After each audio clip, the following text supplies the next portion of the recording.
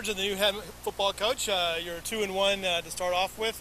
You got near to Valley in the first game. You had to be pleased with a little bit better result than you saw them during the regular season, right? Yeah, it was a little bit better than the shellacking we took last year. The kids competed. It was a good experience for me.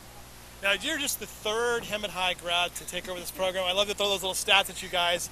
But what does it feel like to be the head of a program that you once quarterbacked? Well, it's awesome. I've gotten a real warm welcoming from the community and staff. We have a new principal, and she's been real receptive to what changes we're trying to make in the program. So all in all, I'm really pleased with the direction and the progress we've made in the program this year. One of the things that I remember when you were the quarterback of Hemet High, Andy Boyne came in and he was I'm an eye guy, but quickly found out that he had a lot of good quarterbacks under his basically underneath him, including yourself. What do we expect from Hemet High under you? Will we see Hemet High continue to produce good high school quarterbacks? What do you think? Well, I'm hoping so. I mean, ideally, we'd like to produce good players at every position. Look's going to be different. We do a lot of zone look, a lot of multiple sets, but right now we're just trying to, change the perception of our program. We want kids to be responsible for the program and our community. I'm pleased. I'm really pleased with it. How much input did you have in changing the schedule this year? I mean, basically it was the Desert Valleys League, and then it was, then going into league play. This year it's a dramatically different schedule. I had absolutely nothing to do with that. I wish I could take credit. I really like our schedule. We have some real tough challenges at the beginning of the season. We have a 0 week against Temecula, which they're always tough. We play Valley View early on, and then we get a bye week right before West Valley, which is our crosstown rival. Right. So that's going to be nice to heal up and be ready to go. Are you a little disappointed that you're not playing West Valley later in the season, but to open up the Mountain Pass League? You know what? Not really. I think it's a great time to face them. It sets a tempo for the league play, and the dynamics of league being the way they are this year.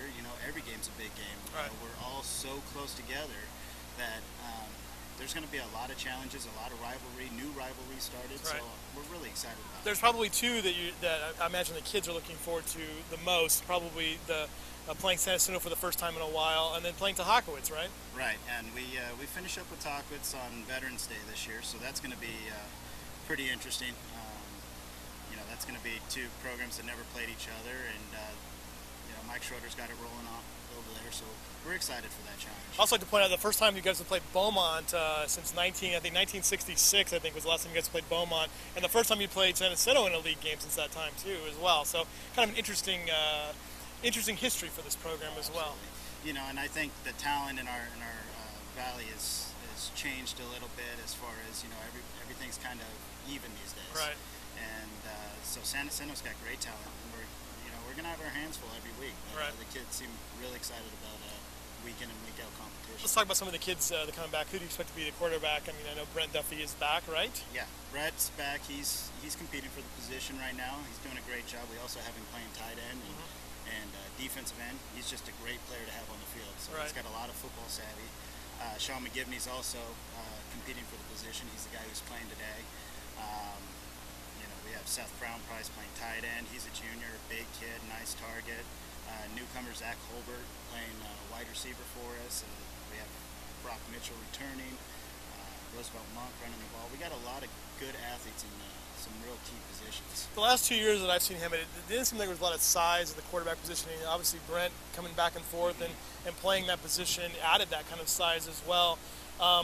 But there's a lot of kind of scrambling going on as well. What do you expect offensively from this team? Well, what we'd really like to do at every position is making sure that we're competing. We don't want to give away any positions. Nobody just walks on the field and is the guy. We're trying to work for a bigger prize, and then we're working towards a program as a whole. So I think people are going to compete, and nobody's job's ever going to be safe. Right. Just like mine. So it's fun. Everybody. It keeps the bar high and keeps the tempo up. Right. What going into the season, looking at how the job ended for Andy and with his moving on and you taking on the position, what do you think is going to be the biggest change in this program this year? We brought in some different coaches. We changed the package on offense and defense. Brian Hook is our new offensive coordinator. He's brought in a college-style zone approach, and that's really exciting. Steve Diffie is our defense coordinator. He's keeping things very basic and fundamental on defense. That way the kids know what they're supposed to do and take some of the thinking out of football and just enjoy being out there and competing. Great. All right, Matt, Georgia, we'll see him again in a little bit while. 2-1 in the first round, a couple nice competitive games. Yeah. Give me an overall grade on that first round.